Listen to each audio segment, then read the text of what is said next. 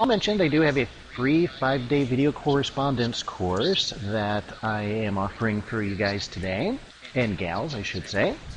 It's absolutely free, and if you haven't been exposed to my trading methodology, you're going to learn about it today in this webinar, and then if you want more, you can get these 5 free videos, and I'll give you that website at the end. If you have been exposed to my methodology and you've already done my 5 videos, we have that 3-for-1 package that Paul mentioned. You already had an introduction to me, so I'm not going to go through my history anymore because we already did that. So let's just move right on into the presentation. And today we're talking primarily about Fibonacci. So how were Fibonacci numbers discovered? We're going to start at just the very beginning and then get into more and more detail, because everyone on the webinar is a little different in their experience level and where they're coming into this topic. So we're going to start with the simple stuff, and if this is too basic for you, just hang in there. We'll get to some more sophisticated things. And then I'm going to really, the main thing is that Fibonacci is great and very useful, and I use it, but you have to use it as part of a methodology. I'm going to share with you the trading methodology that I use the Fibonacci numbers within. And that's the key. They cannot be used alone. I'm going to share that with you in the second half of the webinar today. So the Fibonacci numbers are a sequence of numbers. They were named after Leonardo of Pisa, who was known as Fibonacci, which actually means son of Finocchio. He introduced the sequence to the West in 1202. But like a lot of things that were introduced to the West, the sequence had already been used in the East before that. It's been used in Persia and in India. So, here in the West, we tend to measure things in the history books by, this guy invented this in the West. Well, yeah, a lot of those things had already been introduced in the East, and unfortunately, our history books don't tend to focus on the East. But anyway, having said that, what really concerns us is these numbers and how to use them in trading. So first of all, what are Fibonacci numbers? It's actually very simple. It's a sequence of numbers beginning with 0 and 1, and then each subsequent number is the sum of the previous 2. Okay? So let me show you how that works. So we start with the 0 and 1, and the first Fibonacci number then is the sum of the previous 2. So 0 plus 1 equals 1. Then we take those two numbers. Let me turn on my drawing tool here, actually. And we'll use our little pencil, and we'll make this red so it really stands out. Oh, this is very cool. Okay, so we've got our first two numbers here, and then that equals 1. So then we take the last two numbers. Oh boy, this is hard to do on a computer. And we move them here, we add them together, and we get the next number in the Fibonacci sequence, which is 2. 1 plus 1 equals 2. Very simple. So then we take those last two numbers, 1 and 2, and we add them together, and we get the next Fibonacci number, which is 3. So it looks like we're just doing 1, 2, 3. Well, that doesn't last very long. Then we take the sum of the last two, 2 and 3, we add them together, and we get 5. So these are, boy, this is kind of hard to do on a screen. I have a hard time drawing with pen and pencil, so on a piece of paper.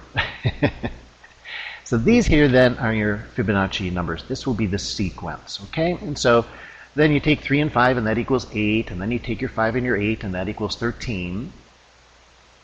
And in fact, you can see on the header of the slide, these are your Fibonacci numbers. That's the Fibonacci sequence up there. Okay, so why are these numbers considered significant? They're significant because they're found in the structure of multitudes of natural patterns. They are actually an organizing principle of nature.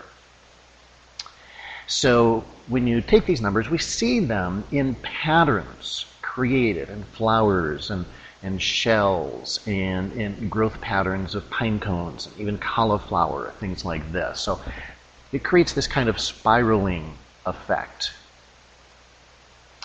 Now, of course, we're not interested in that so much. We're interested in trading. So in trading, what's most commonly used are Fibonacci ratios. Each number in the sequence is approximately 1.618 times greater than the preceding number. This is the foundation of the ratios, and it's called the golden ratio or the golden mean. The other two key ratios are then determined by dividing any number in the series by the number 2 places to the right and the number 3 places to the right. So, pretty simple. Let me show you what we mean by that, just to be perfectly clear. So here's your Fibonacci sequence, okay? 0, 1. Add 0 and 1 together, you get 1. Add 1 and 1 together, you get 2. Add 1 and 2 together, you get 3. 2 and 3 together,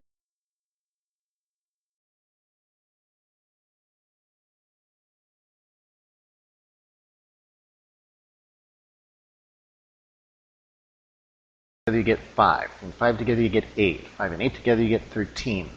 Okay, so and on and on and on we go. So that's what we call the sequence of numbers.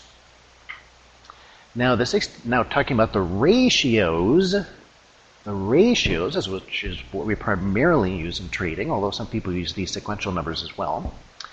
The 61.8 ratio is found by dividing any number in the sequence that is found one place to the right of it. So, start here. We'll just start here for simplicity's sake. 13 and 21. So 13, and then you divide it by the number one placed to the right of it, which is 21, and that equals 0.619. Take the next two numbers, 21 and 34. Divide 21 by 34, 0.617. Okay, next two numbers, 34, 55. Divide 34 by 55, 0.618. So that's how we get that ratio. And then that's really the primary ratio used for Fibonacci's. Now the secondary ratio is 38.2, and it's found by dividing any number in the sequence that is found 2 places to the right of it. So what we've got here is 13. This time we go 2 numbers to the right. We skip 21, go to 34. 13 divided by 34 is 0.382. 21 divided by 55, 0.381. Then again, 34, we go to 2 places to the right of it, is the number 89. And that's 0.382. Now, the third ratio, 23.6, is found by dividing any number in the sequence that is found 3 places to the right of it. So you get the idea. So again, if we go back here, 13, we skip 21, we skip 34, and we go 3 places to the right to 55. And we would divide 13 by 55, and we get 0.236. So that's how the ratios are calculated. So again, 61.8 is the primary Fibonacci ratio. 38.2 and 23.6 are considered secondary Fibonacci ratios. Now, there are 2 other ratios that come into play, 50% and 76.4. These are commonly used in trading as well for support resistance lines, for retracements and extensions. So where do those come from? Well, 50% is actually not a Fibonacci ratio at all.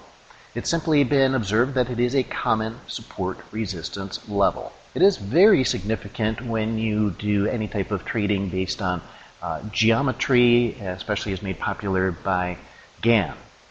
And it is very powerful. In fact, personally, I find it to be the most significant ratio, even though it's not a Fibonacci ratio.